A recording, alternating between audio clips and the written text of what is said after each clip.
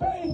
One hour, I am One no, baby, go. or the one friend. One over Jesus and him. Not the second one. The brother is not one in us. Magusa, one. Makuya, something you're doing. Hey, Rabbi. Jesus.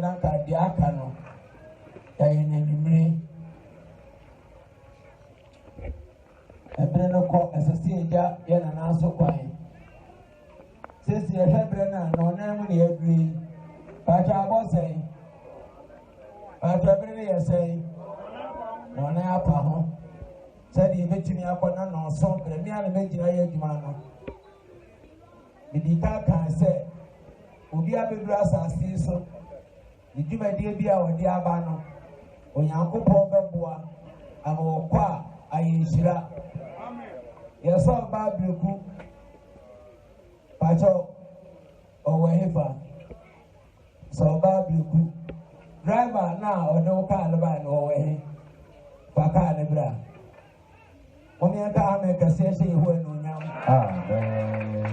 Car make a semi riding. And the other day we. Young driver near when you go part of Maraqua. Or Yamanam to me so ailing and century and Yachino. Sano Yakoponam to me, I will be in and I was hey. Obeso ni onyam na wokwa onso akodi adanse pacho chema we pacho mo hwela mo fa na nkofi mai na braso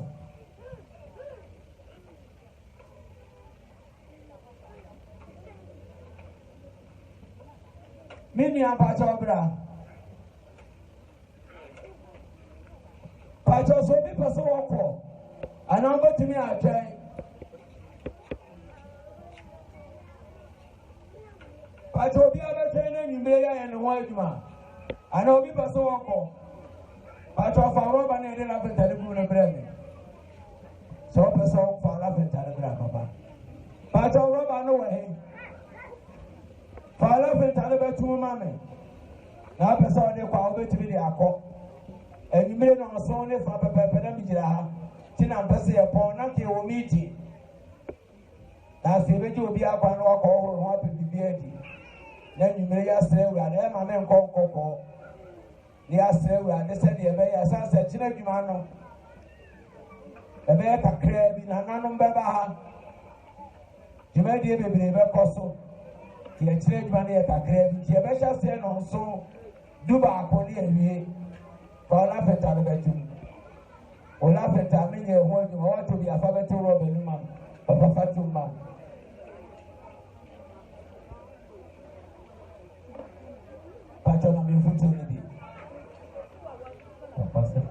Oprah laugh and tell me a father to Mamma.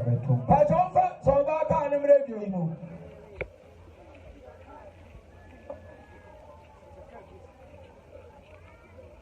Ebiaka,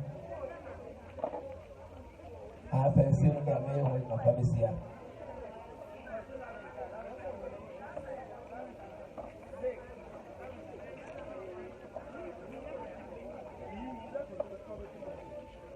Parliament Elevatum.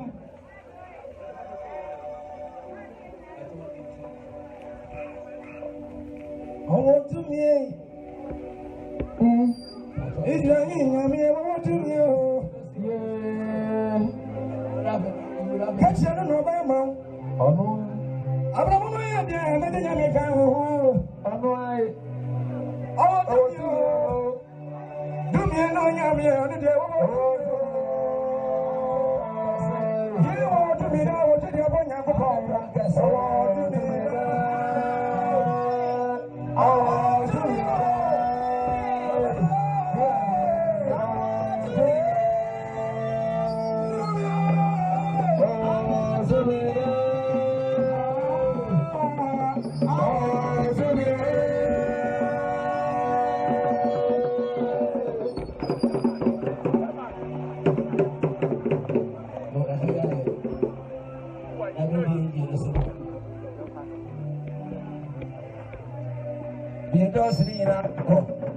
Let's go.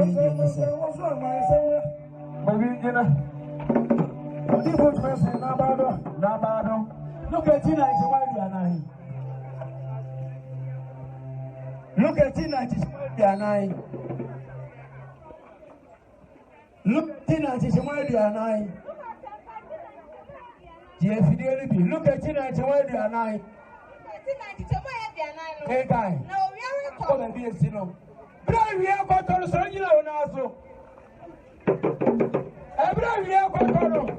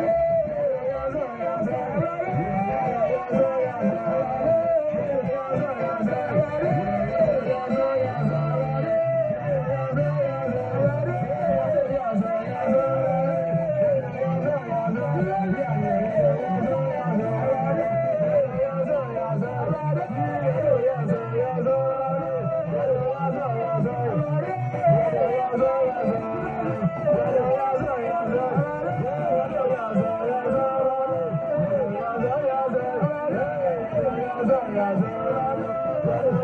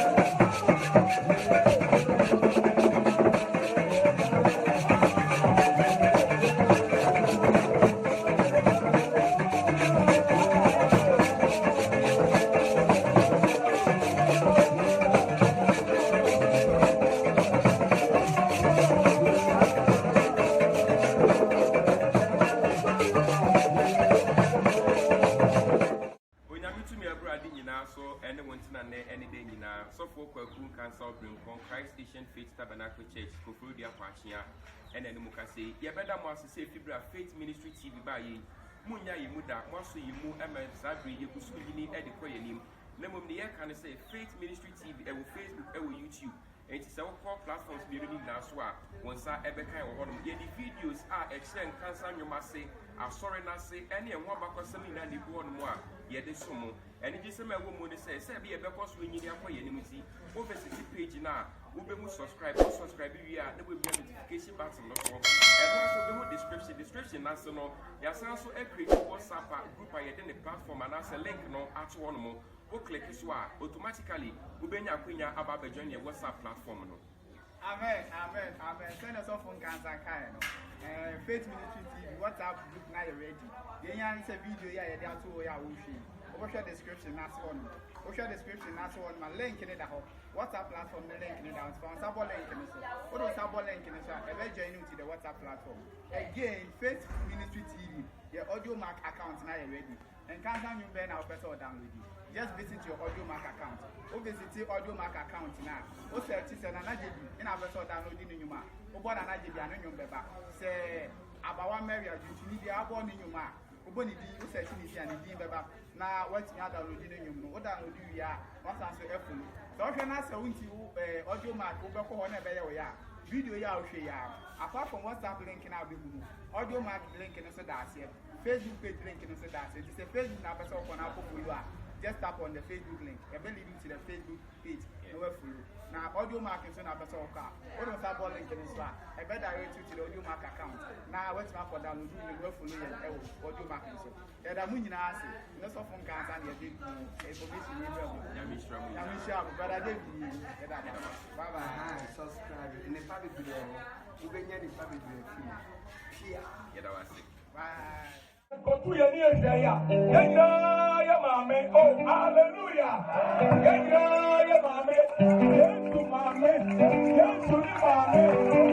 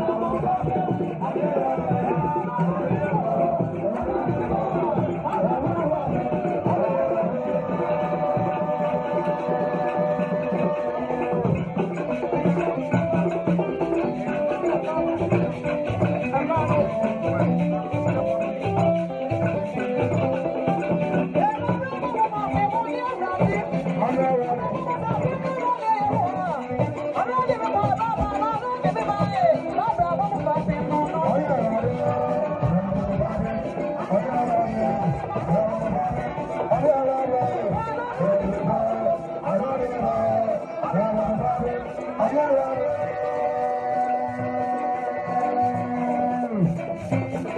you.